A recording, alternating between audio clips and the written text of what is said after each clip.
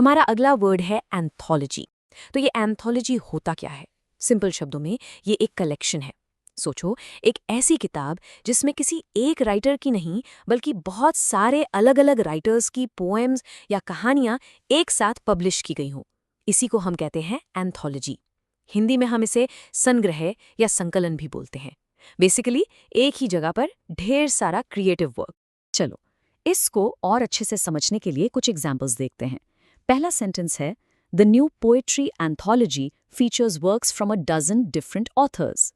इसका मतलब बिल्कुल सीधा सा है।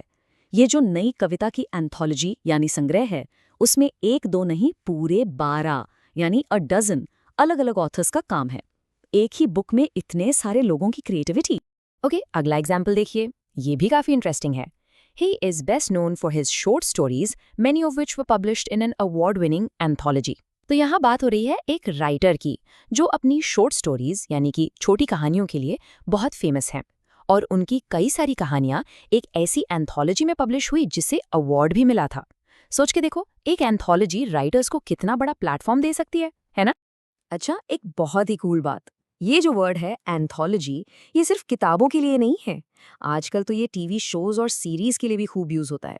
जैसे कि ये सेंटेंस देखो, the streaming service released an anthology series where each episode tells a completely different sci-fi story. समझ गए? मतलब एक ऐसी सीरीज जिसका हर एपिसोड एक नई कहानी है, नए कैरेक्टर्स के साथ। उनका आपस में कोई कनेक्शन नहीं होता, बस थीम एक जैसी हो सकती है, जैसे यहाँ पर साई-फाई है। आपने ऐसी सीरीज जरूर देखी होंगी। अब देखते हैं कि ये वर्ड न्यूज में कैसे दिखता है। मान लीजिए आप कोई आर्टिकल पढ़ रहे हैं, तो वहां ये कैसे यूज होगा। ये कोड देखो, ये लिटरेरी टाइम्स से है। The National Book Award for fiction was awarded to a ground breaking new anthology of speculative fiction. Wow!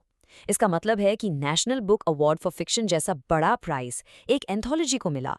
इससे साफ पता चलता है कि एंथोलॉजीज को लिटरेरी वर्ल्ड में कितनी सीरियसली लिया जाता है और ये कितनी इंपॉर्टेंट हो सकती है। ओके, तो अब जल्दी से इसके कुछ सिनोनिम्स यानी मिलते जुलते शब्द और एंटोनिम्स यानी उल्टे शब्द देख लेते हैं। तो एंथोलॉजी के सिनोनिम्स हो सकते हैं कलेक्शन, कॉम्पिलेशन या सिलेक्शन। इन सब का मतलब लगभग एक ही है, इकट्ठा करना या संग्रह। और इसका उल्टा क्या होगा, सोचो। बिल्कुल आसान है। एंटोनिम्स होंगे सोलो वर्क या सिंगल नॉवेल, मतलब जहां पर सिर्फ एक ही राइटर का काम हो। तो अब आपको क्लियर हो गया होगा कि जब भी अलग अलग राइटर्स का काम एक जगह मिले तो उस कलेक्शन को क्या कहते हैं, एंथोलॉजी। बस आज के लिए इतना ही, मिलते हैं नेक्स्ट वीडियो में। हैप्पी